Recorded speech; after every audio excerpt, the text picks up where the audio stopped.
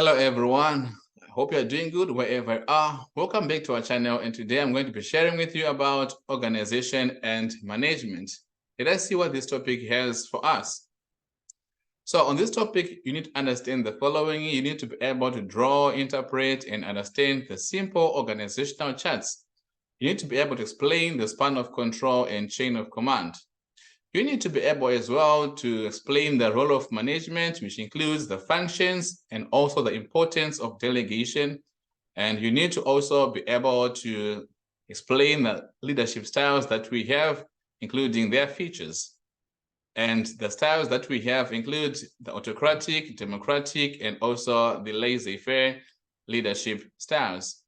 And lastly, you need to be able to explain the meaning of the term trade union and show the effects of employees being union members. So let's talk about organizational structure.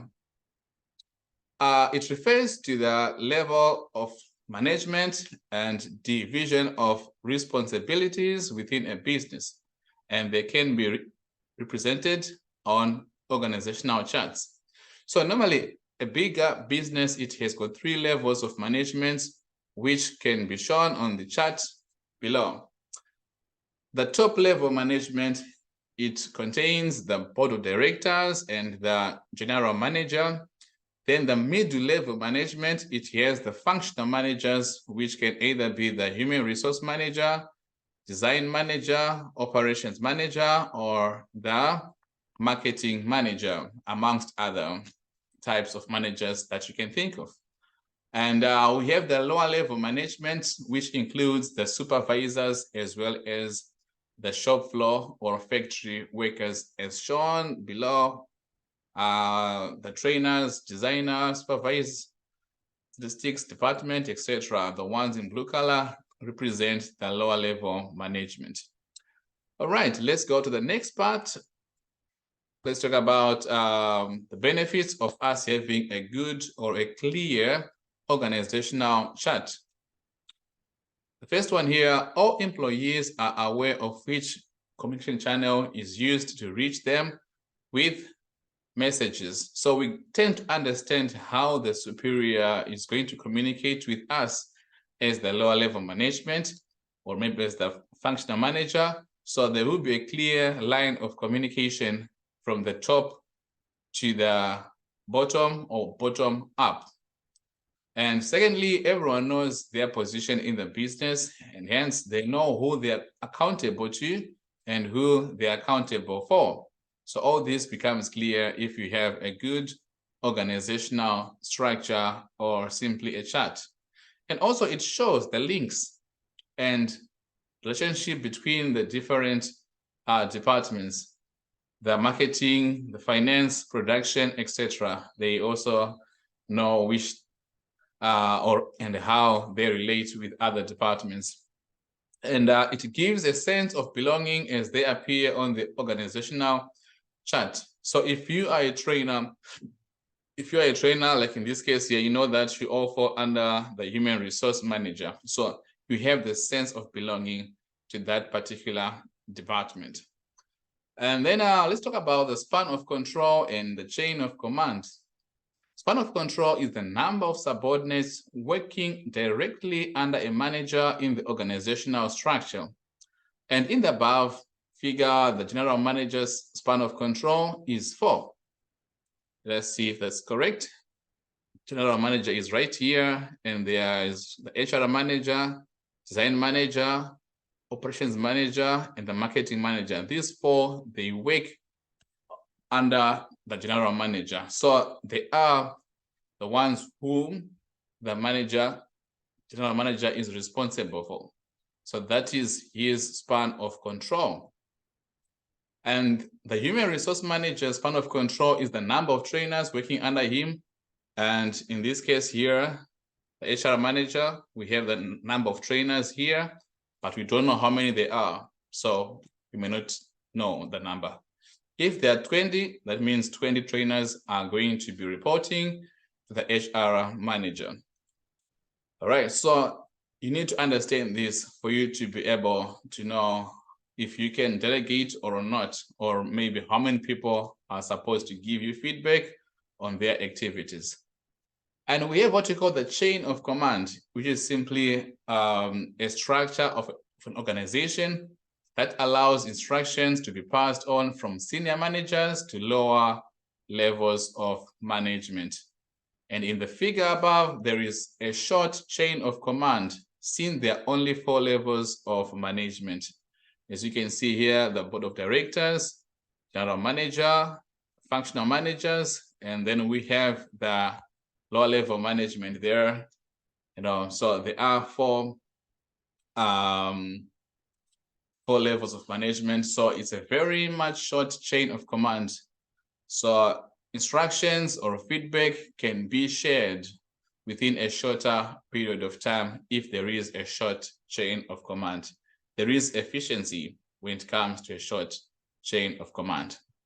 So as you can see here, the structures they come in 2. We have what we call a tall structure and a short or a flat structure. So a tall structure now is the one that has got many levels of management, whereas a flat or a short structure, there are only fewer levels of management. So if you look closely, there's a link between the span of control and chain of command. The wider the span of control, the shorter the chain of command, since more people will appear horizontally aligned on the chart than vertically. So a span of control often leads to a short span of control often leads to a long chain of command. So normally, if you are a sole trader business, as well as the partnership business, you tend to go for the flat organization or the flat structure in order for you to keep on having contact with your employees, for you to keep on delegating directly to them and understand their needs and wants as the employees below you, the owners. But normally companies, they tend to use the tall structure. They appoint managers for different departments and the supervisors, etc. So they delegate, and they also decentralize power to different managers who are below them as the owners of the companies. So in some cases, a business may decide to shorten the structure or shorten actually their chain of command. And by doing so, for example, in this case here, there is 1, 2, 3, 4 layers of management. So they may decide to remove the functional managers in order for them to communicate directly with the employees below them. So if they remove this level here of management, that means they can communicate easily or directly to their other workers below them. So that is called delayering, if you remove an entire role of management. All right, so let's talk about the benefits of having a short chain of command. Number 1 there is faster communication. Remember, there are now fewer levels of management, so you can communicate quickly, and also there is more accuracy since it is passed on by fewer people. And also the top managers are less remote from lower employees. So you can now go on to have more contact with your employees, and that will also motivate them. And the top managers can also stay in touch with their employees. If there are some needs that your employees are calling for, can quickly communicate with you without wasting much time going through a lot of offices. And there's also a stronger relationship between higher level managers and employees. Why? Because there are now fewer levels between the managers and the employees. Can interact anytime and understand each other better than for you to have many people in between. And also, each manager is responsible for employees. That means there's now a wider span of control. And this encourages the managers to delegate. What is to delegate? It is to pass down or to give the responsibilities for the subordinates to perform a particular activity on your behalf. And that also motivates the employees, and they feel trusted when you go on to delegate some powers to them. But however, the more you delegate, actually, it becomes risky. Why? Because managers, they may lose control over the tasks because they are now in the hands of the subordinates. All right, let's talk about the next part here, which is the role of management. So managers, they perform various roles in the business, and they can be summarized using the following acronym POCCC. P stands for planning. So as managers, you are supposed to set goals for the future of the organization.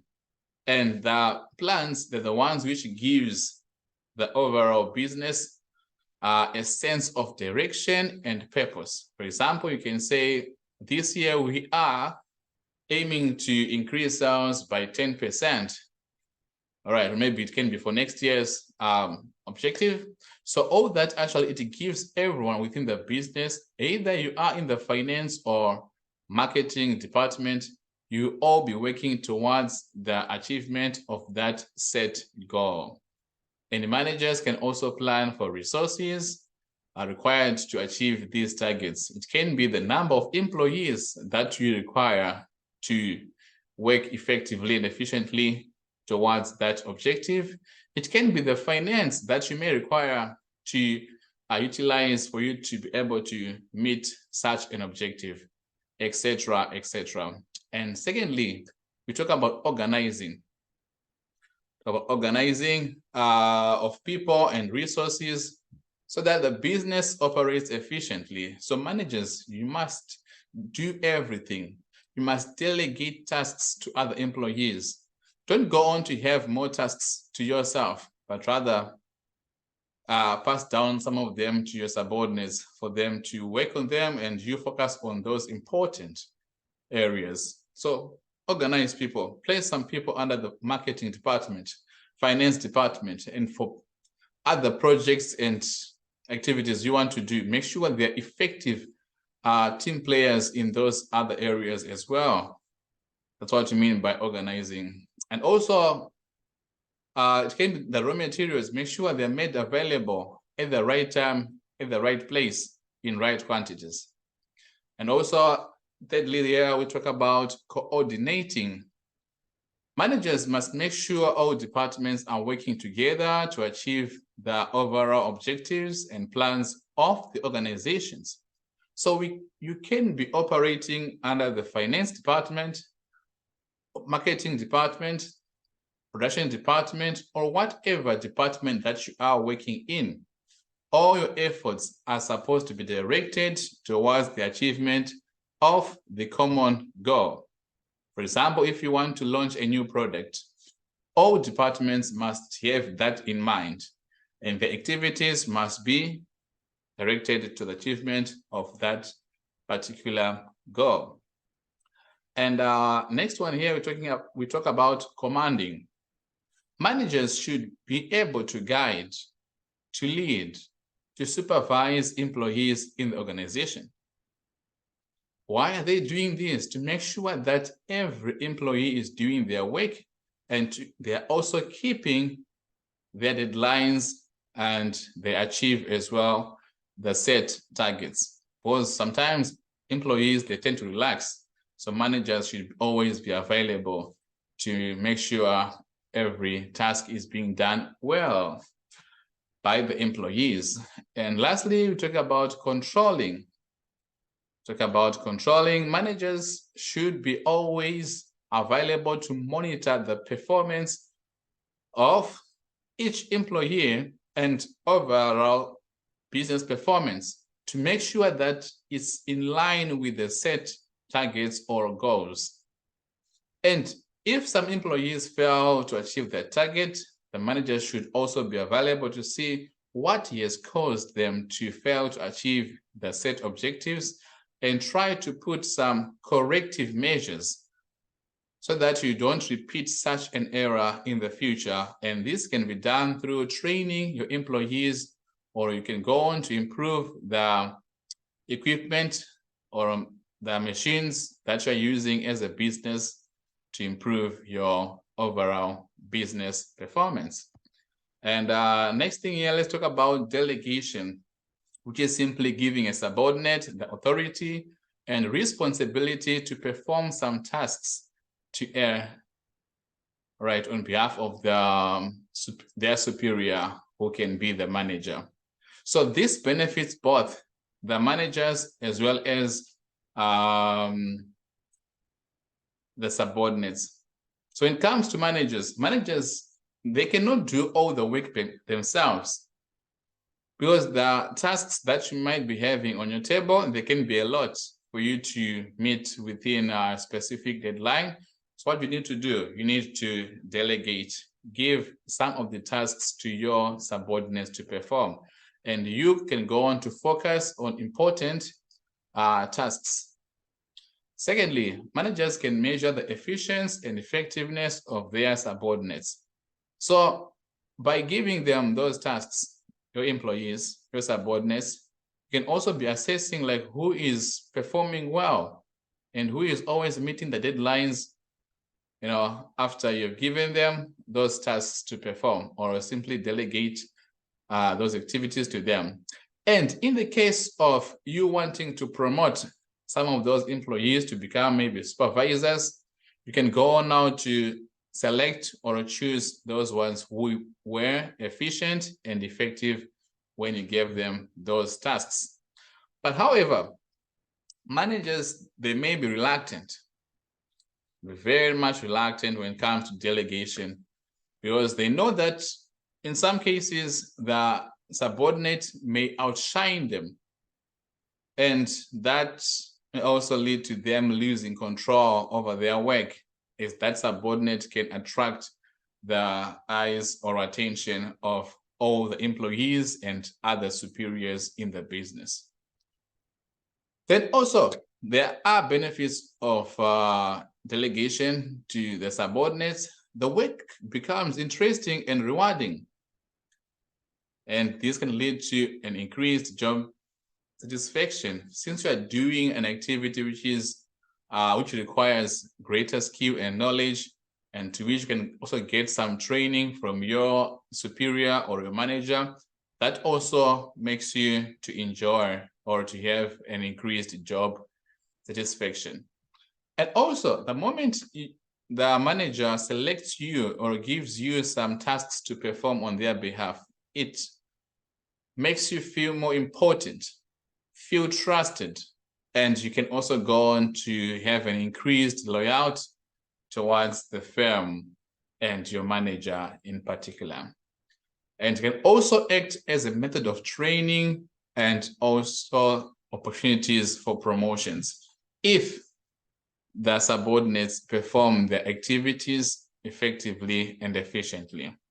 So that can also be a good thing for their subordinates. All right, and next thing, let's talk about the leadership styles that we have: autocratic, democratic, as well as laissez-faire leadership style. Autocratic leadership style, that's when the leader is in charge and they give orders to employees. So all decisions made are done or are made by the manager or the leader alone, without involving the employees. So everything depends on the leader and no input from the employees or simply the subordinates. And this may lead to employees being demotivated because their points, their opinions are not considered at all when it comes to autocratic leadership style. So it can be a benefit for some businesses where decisions need to be made quickly, because there's no room for consulting anybody. What the leader wants to be done is what is supposed to be done. So you don't need to consult anybody, which is time consuming, etc., etc. But however, in as much as it is demotivating it's also beneficial because it's less time consuming. And in such a case, communication is mainly one way from top to bottom. And this is normally done when it comes to police and armed forces organizations. Then we have what we call democratic leadership style. In this case here, other employees or all employees are involved in the process of making the decisions, which also affects their performances. So the managers and employees, they tend to have effective communication. Two-way is done in such a case. You give your opinions, they're considered in making the decisions which affect your performance. So future plans are also discussed with other employees. You don't simply set on your own as a leader, but you consider their viewpoints as well as your subordinates or as your employees. And by engaging or involving the employees, it motivates them, right? It motivates them because they feel part and parcel of the process of making the decisions which affect their performance. So ideas are shared within the business. No one knows it all, but we all share what we know for the betterment of the organizational performance. But however, in as much as you want to consider everyone, you can also delay the process of making decisions. So it's time consuming since everyone might want to be heard in the process. Then we have the last style, which is laissez-faire style of leadership. Laissez-faire actually, it simply means let it be. So in this case here, the leader is the one who sets objectives and employees make decisions and organize their own work.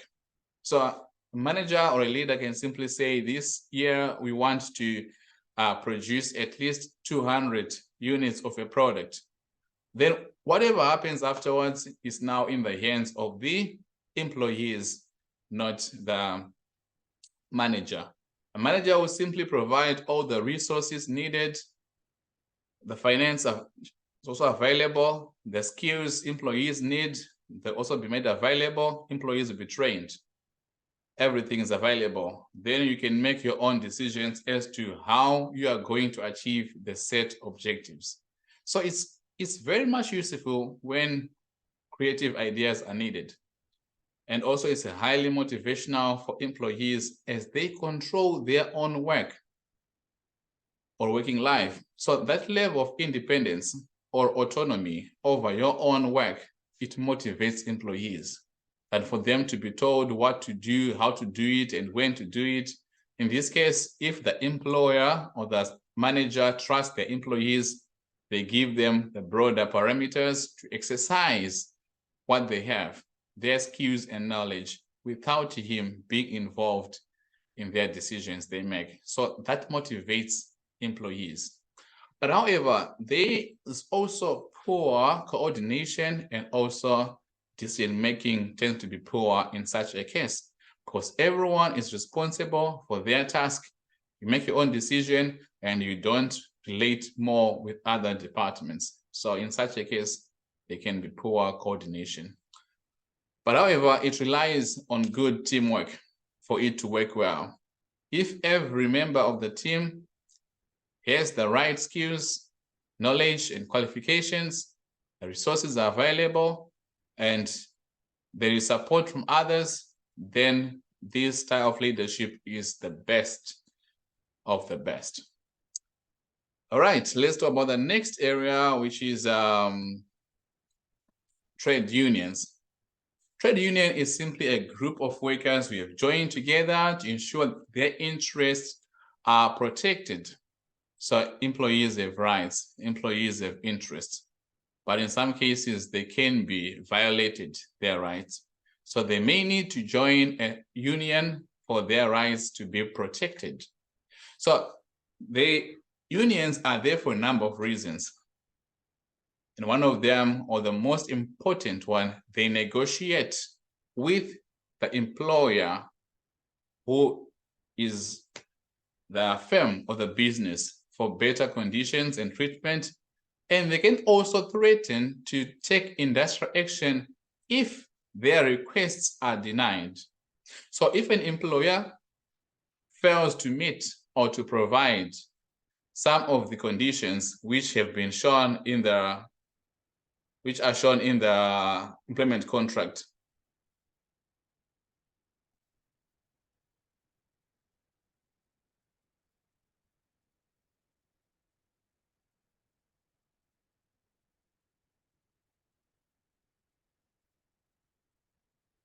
right? So if an employer fails to provide or to meet some of the conditions which are set or which are shown in the employment contract, then that's where now the union can be engaged in trying to address those issues with the employer for them to meet or to satisfy the conditions, which are also there to better the work of the employees.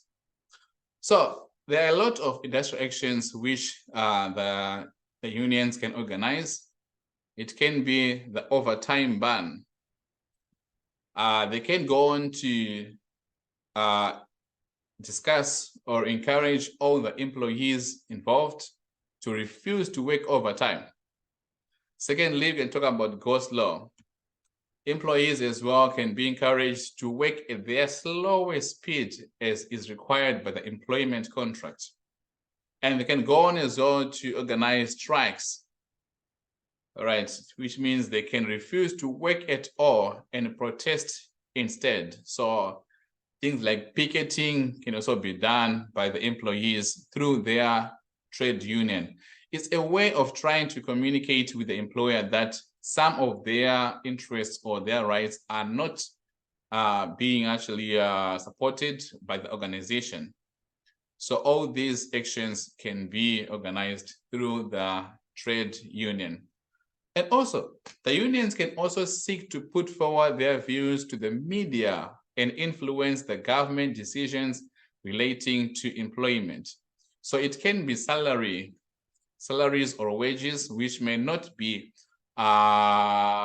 enough or fair to the employees. The unions can also be engaged in that, in trying to change the salary scales for employees within the country. So they have power to convince the employers who can be in the private sector or the public sector to make available the conditions which are satisfactory for all the employees in a particular profession. All right. Then there are benefits to workers of joining a trade union. First one here is there is strength in numbers. The moment you join a union, you have the sense of belonging and unity. So if there's anything which is affecting you as an employee, you can now go on to share with the union members, and can go on, they will go on to present the issue to your employer collectively. So you don't do your things individually here, but collectively as the union. And secondly, it can result in improved employment conditions. For example, better pay, holidays, hours of work, etc. All these can be made available if the union go on to negotiate with the employer. And also improved working conditions. For example, health and safety can also be improved. In some places or workplaces, their activities are very much risky and they require effective protective or personal protective equipment. And all these can be made available if the unions can be engaged. And also improved benefits for workers who are not working because they are sick, retired, or made redundant. So in this case here, if you have been dismissed, not because of any fault of their own by the employer, in that case now you can as well go on to get some compensation or benefits thereafter. And also financial support. If a member thinks he or she has been unfairly dismissed or treated, then the union can also be available to assist them financially, maybe the fees or loans, whatever they want.